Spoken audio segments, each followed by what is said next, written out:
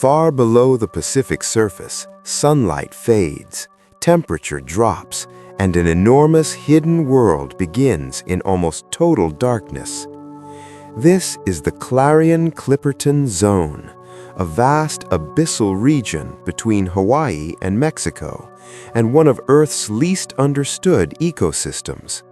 Across this remote seafloor, life appears sparse at first, but the darkness hides extraordinary forms still unknown to science. Now, researchers have revealed one of the most remarkable deep-sea discoveries yet from this mysterious Pacific frontier. They identified 24 previously unknown species of amphipods, small crustaceans that survive in the extreme deep ocean. Some are delicate and translucent, while others shine in tones of orange, yellow, green, and ghostly white. Seen up close, these animals look almost alien, yet each is exquisitely adapted to life in the abyss. Together, they reveal a hidden biodiversity far richer than scientists once imagined in this part of the Pacific. And among these discoveries was something even rarer than a new species. The team uncovered an entirely new superfamily, a rare new branch on the evolutionary tree of life. They also identified a completely new family, along with two entirely new genera from the deep Pacific. For scientists, discoveries at this level are exceptionally rare, and they signal how little of the abyss we truly know. Some of these newly described animals were found deeper than their relatives had ever been recorded before. Others yielded the first molecular barcodes ever obtained for their kind, adding a new layer of scientific certainty. In the deep ocean, even the smallest crustacean can reshape what we know about evolution.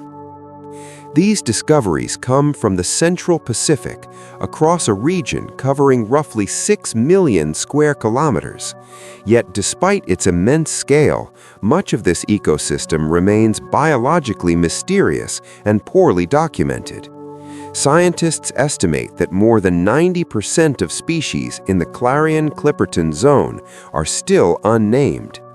Every newly described species becomes a crucial piece of a much larger scientific puzzle. That puzzle is not only about naming life, but about understanding how this fragile deep-sea world really functions.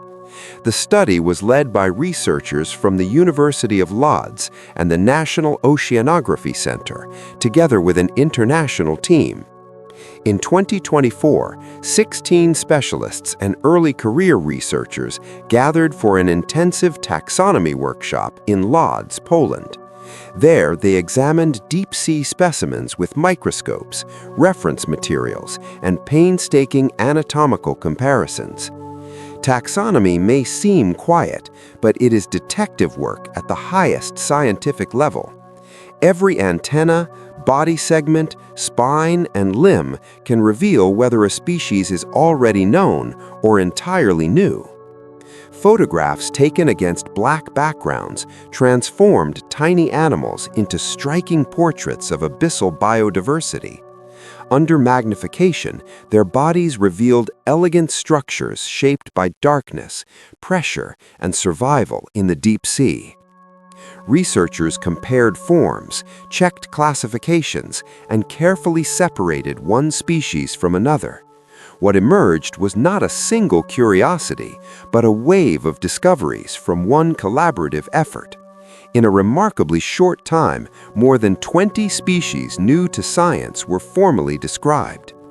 This achievement also showed the power of international collaboration in deep-sea biodiversity research. Scientists from multiple institutions shared expertise, accelerating a process that might otherwise have taken many years. Researchers from the National Oceanography Center alone helped describe 8 of the new species.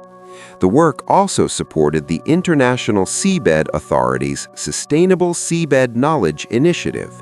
Within that effort, a project called 1,000 Reasons aims to describe 1,000 new species by the end of the decade. That goal reflects a simple truth: we cannot protect what we have not yet identified. In remote ecosystems like the abyss, even basic knowledge of species identity can still be missing. That is why taxonomy is far more than naming. It is the foundation of conservation. It tells us who lives here, where they occur, and what roles they may play in the ecosystem. Without that knowledge, decisions about the deep sea risk being made in the dark. Amphipods themselves are essential players in this hidden environment. Some are scavengers, recycling organic material that sinks from the upper ocean to the seafloor below. Others are predators, moving through the darkness with delicate precision and highly specialized anatomy.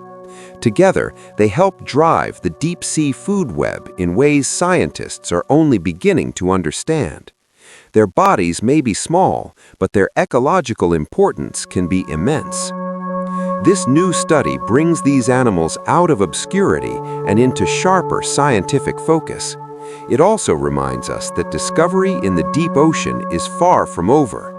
Each specimen, each barcode, and each new name expands humanity's map of life.